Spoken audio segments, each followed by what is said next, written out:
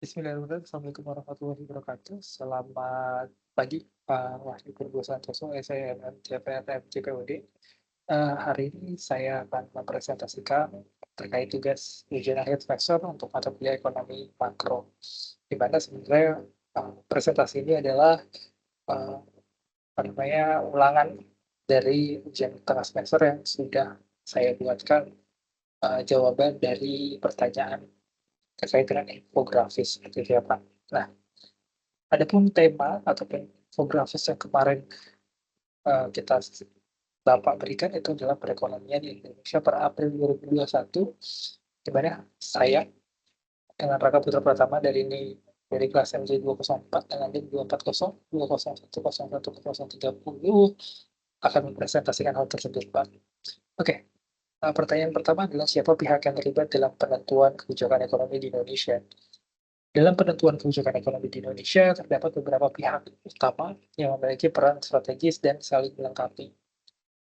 Yang pertama, yang paling pasti itu adalah pemerintah atau government sebagai pemegang otoritas fiskal, di mana pemerintah memiliki tanggung jawab utama dalam menetapkan kebijakan anggaran, perpajakan atau tax, dan pengeluaran negara melalui Kementerian Keuangan sebagai uh, kementerian yang atau sebagai perwakilan pemerintah dalam hal ini untuk memegang otoritas otoritas fiskal.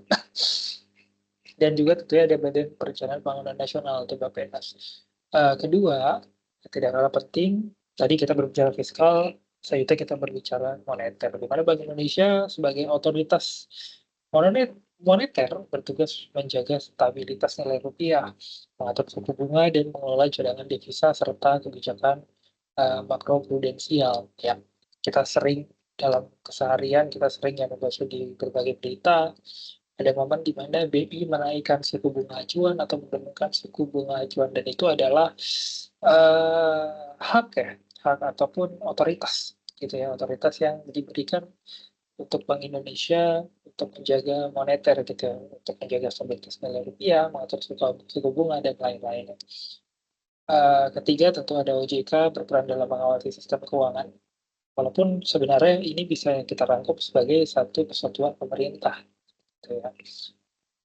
Juga ada BPS dan selanjutnya ada sektor swasta dan masyarakat sebagai uh, pasar ya, pelaku pasar. Di mana sektor swasta dan masyarakat juga secara tidak langsung terlibat sebagai pelaku ekonomi yang memberikan sinyal pasar untuk skala makro yang kemudian digunakan sebagai bahan evaluasi dan penyesuaian kebijakan atau polisi oleh pemerintah. Selanjutnya, bagaimana dampak nilai kurs dan inflasi IHK atau inflasi indeks harga konsumen mempengaruhi PDB produk domestik bruto pada triwulan 1 2021.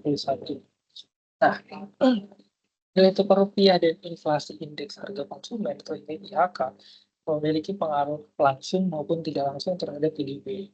Khususnya kita berbicara untuk triwulan 1 tahun 2021. Ya, apabila terjadi pelemahan nilai tukar rupiah terhadap dolar, maka harga barang impor cenderung meningkat, sehingga mendorong inflasi. Di sisi lain, pelemahan kurs juga bisa menjadi peluang untuk meningkatkan ekspor karena harga barang Indonesia menjadi lebih kompetitif di harga pasar global, gitu ya, atau di pasar global.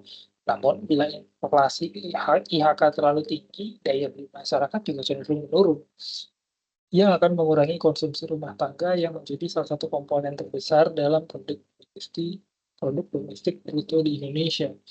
Karena kalau kita baca ya beberapa referensi, memang eh, kalau dibilang sebagai negara produsen juga bukan. Ya, ataupun kita PDB ini ya memang lahir banyak dari konsumsi masyarakat Indonesia seperti itu. Nah, jika kita tarik apa namanya, tarik agenda untuk triwulan 1 2021 gitu ya. Data dari infografis menunjukkan pertumbuhan PDB masih dalam tren pemulihan pasca pandemi COVID-19. Meskipun belum sepenuhnya pulih dari dampak pandemi. Oleh karena itu, baik fluktuasi kurs maupun laju inflasi menjadi faktor penting yang mempengaruhi performa ekonomi pada saat itu. Karena keduanya berdampak pada konsumsi domestik, investasi, hingga sektor perdagangan internasional.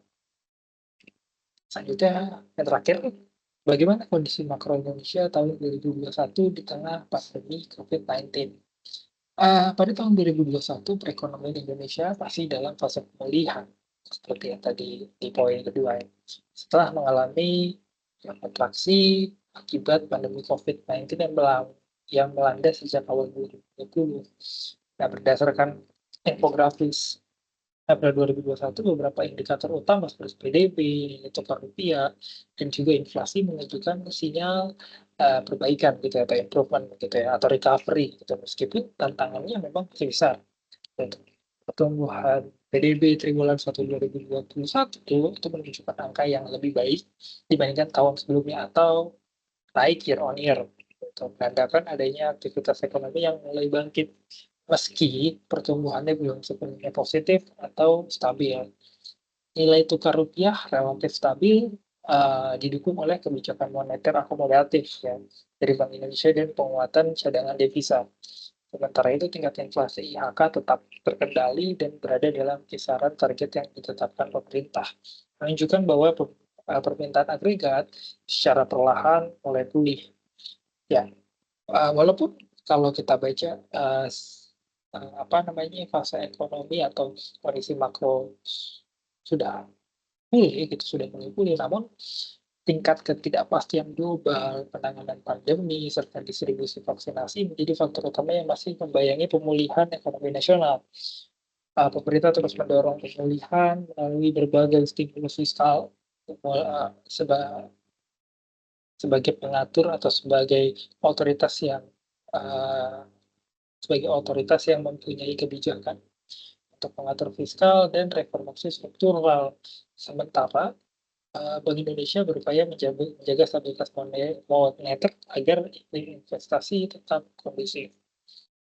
Ya, mungkin itu aja Pak dari saya. Terima kasih atas waktunya di semester 2 kali ini. Semoga saya bisa bertemu dengan Bapak kembali di semester-semester berikutnya. Terima kasih, mohon maaf jika ada kesalahan. Wabillahi taufiq wal hidayah. Wassalamualaikum warahmatullahi wabarakatuh. Terima kasih sekali lagi Pak. Selamat pagi.